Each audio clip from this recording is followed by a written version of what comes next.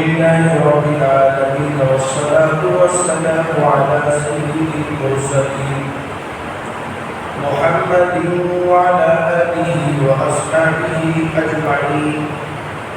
أما بعد فأعوذ بالله من الشيطان الرجيم. بسم الله الرحمن الرحيم. إن عدة الشهور عند الله 12 شهرا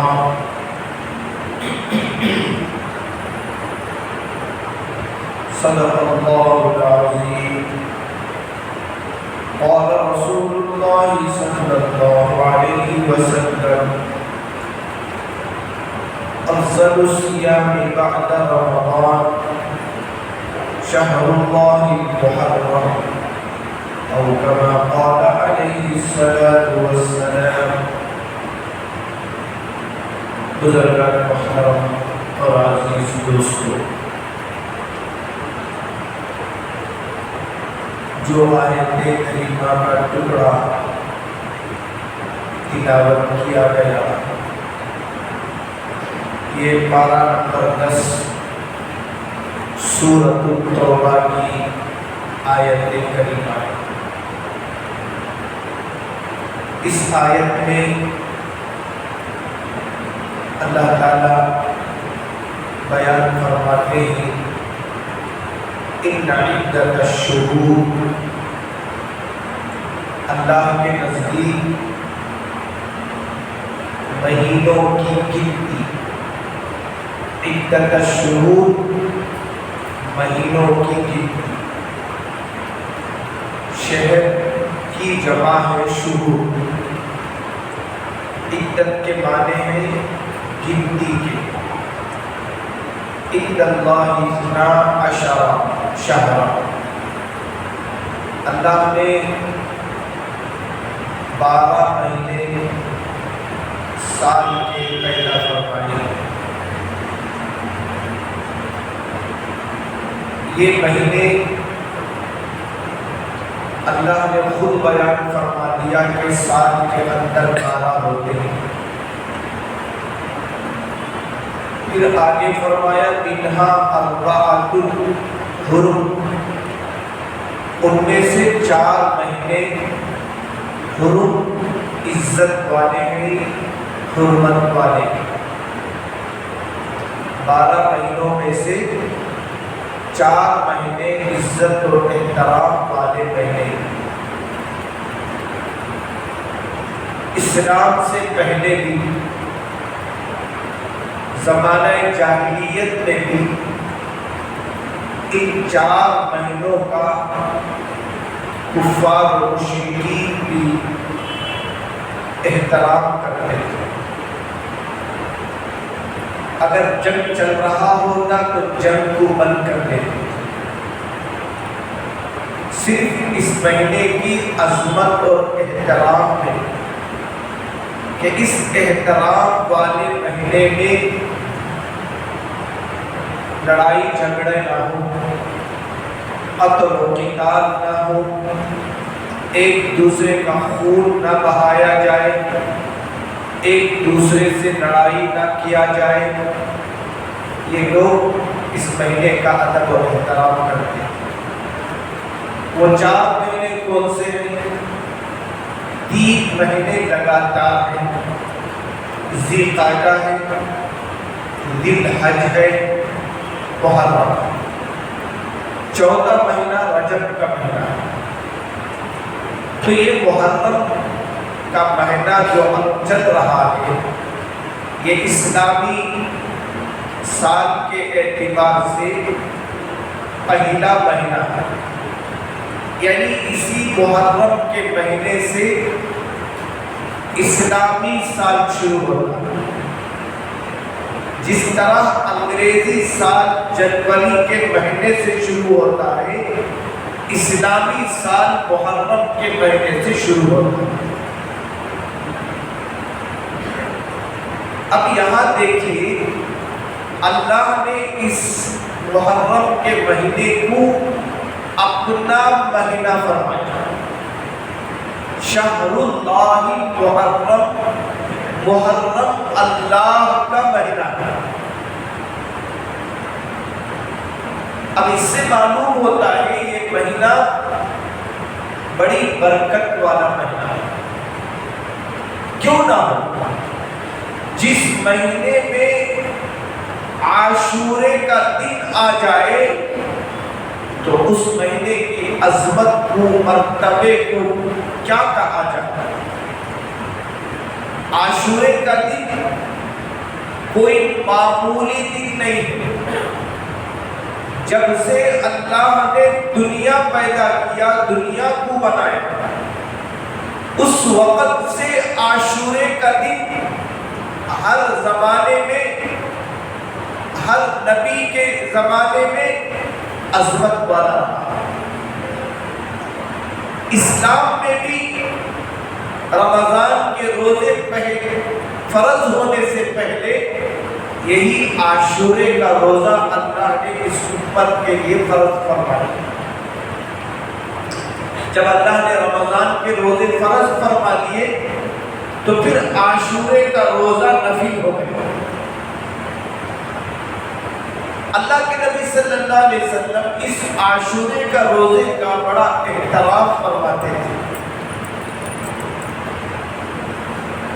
ایک مرتبہ کسی نے حضرت علی رضی اللہ عنہ سے پوچھا، بتاؤ رمضان کے بعد سب سے افضل روزہ کون سا؟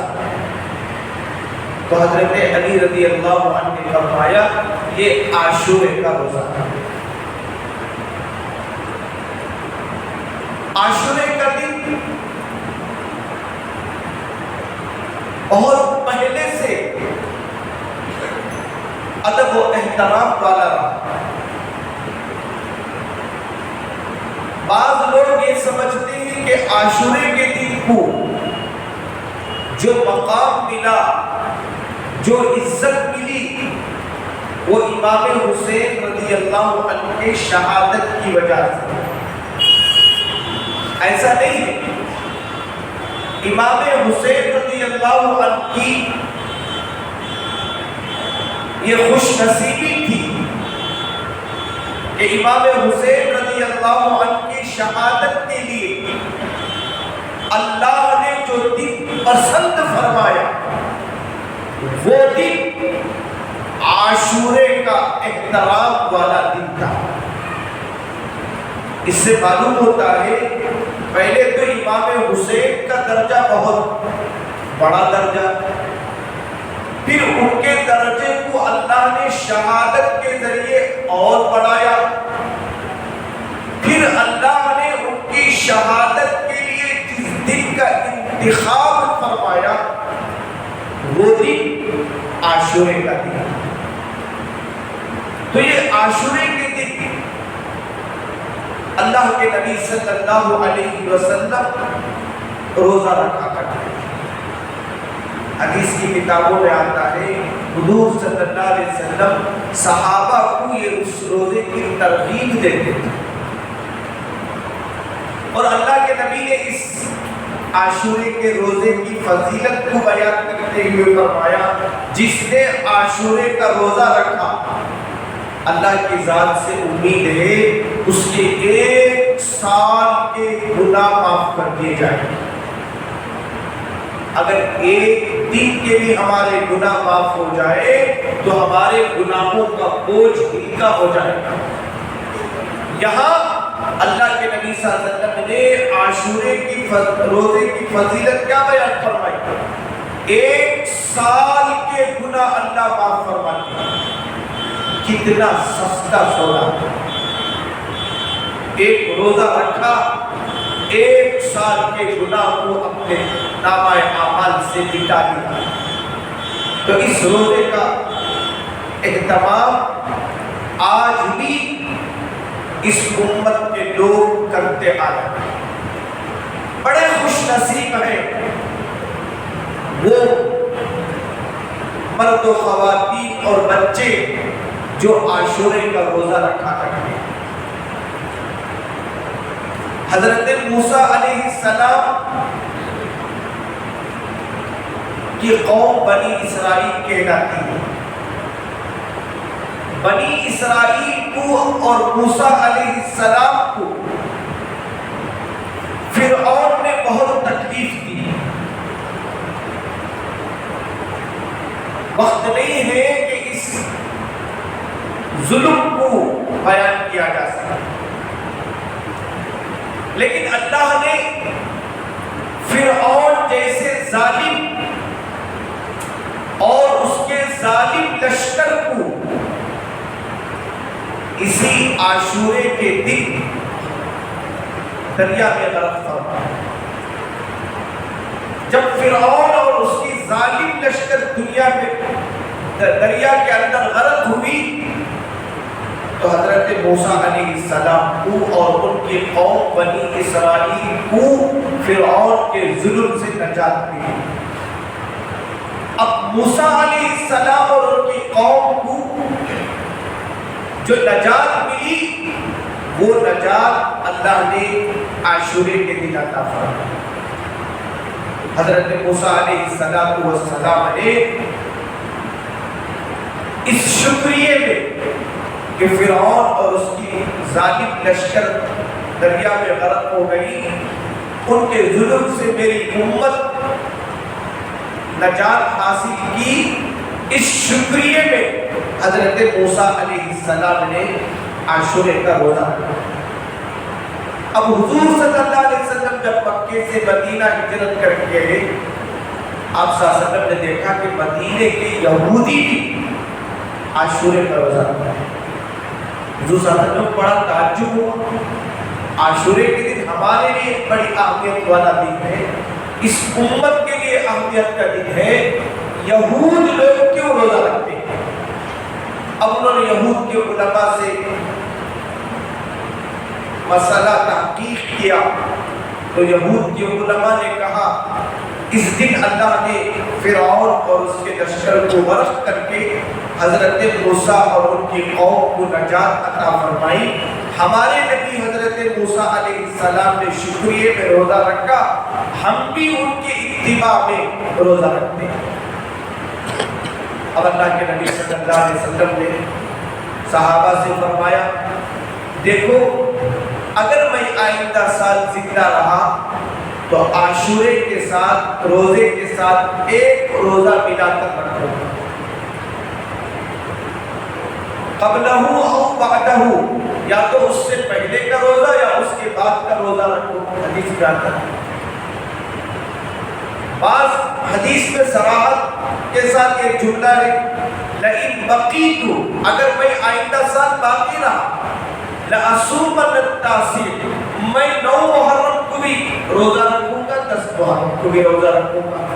10 محرم تو عاشورے کا روزہ ہے، 9 محرم کو اس لیے روزہ رکھوں گا تاکہ یہود کے طریقے سے مشابہت نہ کھائے ہمارا روزہ. یہود کے طریقے کے خلاف کرنے کے لیے حضور صلی اللہ علیہ وسلم نے ایک اور روزہ رکھنے کی ترغیب امت کو دی. تو بہرحال یہ 2 روزہ رکھنا اس مہینے میں نفل ہے، واجب نہیں ہے، فرض نہیں ہے. اگر کوئی رکھے گا تو بہت بڑی نیکی کو پائے گا، 1 سال کے گناہ اللہ اس کے معاف فرما دے گا. دوسری بات علماء فرماتے ہیں عاشورے کے دن روزہ رکھو، روزے میں نیکی کا کام کیا کرو. روزے کی حالت میں اللہ دعائیں قبول فرماتے ہیں.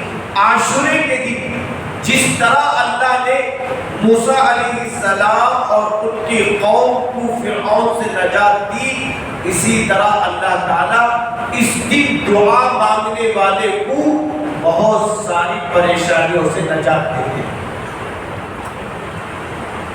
علماء نے فرمایا عاشورے کے دن اتنا عظمت والا دن ہے، کعبے کا جو غلاف بدلایا جاتا تھا پہلے زمانے میں، وہ عاشورے کے دن ہی کعبے کا غلاف بدلایا جاتا تھا کیونکہ یہ عظمت والا دن ہے.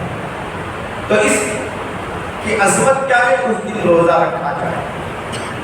دوسرا فرمایا اگر اللہ نے حیثیت دی ہے تو تھوڑا اچھا کھانا کھا لیا کرو، اس دن ضروری نہیں ہے، لیکن اللہ نے جتنی حیثیت کیا دیا ہے اس میں سے کچھ اپنا دسترخوان وسیع کر لیا کرو، کیونکہ دن اچھا ہو تو ظاہر بات ہے کھانے کا بھی دل چاہے گا، تو علماء فرماتے ہیں اس دن اپنا دسترخوان کچھ وسیع کر دیا جائے گا، اچھا کھانا بنا کر کھا لے، اگر اللہ نے سہولت کی ہے تو لوگ کھلا بھی سکتے ہیں۔ تو یہ محرم کے جو فضائل ہیں ان میں سے ایک فضیلت ہے۔ اس کے علاوہ جو ہمارا ذہن بنا ہوا ہے محرم کے مہینے کو ہم غم والا مہینہ تصور کریں، یہ تصور کرنے کی وجہ کیا ہے؟ ایک ہی وجہ ہے، لوگ کیا سمجھتے ہیں اس مہینے کی 10ویں تاریخ کو عاشورے کو حضور صلی اللہ علیہ وسلم کے لاڈلے نواسے حضرت حسین رضی اللہ عنہ شہید ہو گئے، اس لیے لوگ غم مناتے ہیں۔ یہ غم منانا تو شیعہ لوگوں کا طریقہ ہے، ہمارے یہاں شہادت خوش نصیبی ہے۔ اللہ کے نبی صلی اللہ علیہ وسلم نے فرمایا شہید کا خون کا قطرہ زمین پر گرنے سے پہلے اللہ شہید کے گناہ معاف کرواتا ہے، اور اللہ کے نبی صلی اللہ علیہ وسلم نے شہادت کی موت کی تمنا فرمائی۔ آپ نے واضح الفاظ میں حدیث میں فرمایا لَوَدِدْتُ أَنْ أُقْتَلَ فِي سَبِيلِ اللَّهِ، میرا جی چاہتا ہے میں اللہ کے راستے میں شہید کیا جاؤں۔ موت تو آنی ہے لیکن آپ شہادت کی موت کی تمنا کرتے ہیں۔ لَوَدِدْتُ، میں چاہتا ہوں ان اقتل فی سبیل اللہ، کہ اللہ کے راستے میں شہید کر دیا جائے۔ پھر آگے آپ صلی اللہ علیہ وسلم نے فرمایا ثم احیا، پھر میں چاہتا ہوں شہادت کے بعد مجھے زندہ کیا جائے، ثم اقتل، پھر مجھے قتل کیا جائے۔ یعنی آپ صلی اللہ علیہ وسلم کی خواہش تھی جتنی بھی زندگی ملے لیکن موت شہادت کی ہونی چاہیے۔ حضرت عمر رضی اللہ عنہ تو یہ دعا فرماتے تھے اللہم ارزقنی شہادت فی سبیلک، اے اللہ تو مجھے تیرے راستے میں شہادت کی موت نصیب فرما۔ اور اللہ نے حضرت عمر کے حق میں وہ دعا فرمائی، آپ بھی شہادت کی موت سے انتقال ہوئے، آپ کو مسلح پر برچھا مارا گیا، اور یہی زخم، یہی برچہ جو ہے آپ کی شہادت کا سبب بن گیا۔ ہمارے یہاں شہادت اعزاز کی بات ہے، شہید کے لیے اللہ تعالیٰ بڑے بڑے مقام اور مرتبے بیان فرمائے۔ شیعہ حضرات کے یہاں یہ ہے کہ امام حسین کا چلے جانا، ان کے انتقال کو بہت بڑا سانحہ سمجھتے ہیں۔ بہرحال وہ الگ مسئلہ ہے، لیکن ہمارے مسلک میں اس طرح غم منانا جائز نہیں ہے، کیونکہ وہ موت جس کی تمنا اللہ کے نبی صلی اللہ علیہ وسلم نے فرمائی، ویسی موت شہادت کی اللہ نے آپ کے نواسے حضرت حسین رضی اللہ عنہ کو عطا فرمائی۔ انشاءاللہ اگر ہو سکے تو حضرت حسین رضی اللہ تعالیٰ عنہ کو حضور صلی اللہ علیہ وسلم سے، حضور کو حسین سے جو محبت تھی، صحابہ حسین سے جو محبت کرتے تھے، انشاءاللہ آئندہ جمعہ اس عنوان پر بات ہوگی۔ اللہ عز و جل سے دعا ہے اللہ تعالیٰ ہمارے لیے اس مہینے کو بابرکت بنائے، اور جو لوگ روزہ رکھتے ہیں اللہ ان کے روزوں کو قبول فرمائے۔ عام طور پر چونکہ رمضان کا مہینہ نہیں ہے، لوگوں کو سحری کا وقت معلوم نہیں ہوتا ہے، اس لیے سحری کا وقت اکثر مساجد میں اور واٹس ایپ پہ سحری کا آخری وقت جو ہے بھیجا جاتا ہے، اس کو دیکھ لے اور اس سے 2-4 منٹ پہلے اپنی سحری ختم کر۔ 4:20 پر 7 کچھ لکھا گیا ہے، 4:25 میں 4:20 پر 4 میں ختم کر لے۔ کبھی کوئی گھڑی گھنٹے میں 1-2 منٹ 3 منٹ کا فرق ہوتا ہے، 2-4 منٹ پہلے سحری ختم کر لے۔ اور مساجد کے بورڈوں میں بھی لکھا جاتا ہے، واٹس ایپ میں بھی سحری کا آخری وقت لکھا جاتا ہے، ورنہ اکثر عورتوں کو معلوم نہیں ہوتا، وہ اذان تک جو ہے سحری کرتے رہتے ہیں۔ بہرحال ہمیں ان باتوں کی رعایت کرتے ہوئے روزوں کا اہتمام کرنے کی توفیق عطا فرمائے۔ وآخر دعواہم ان الحمد للہ رب العالمین۔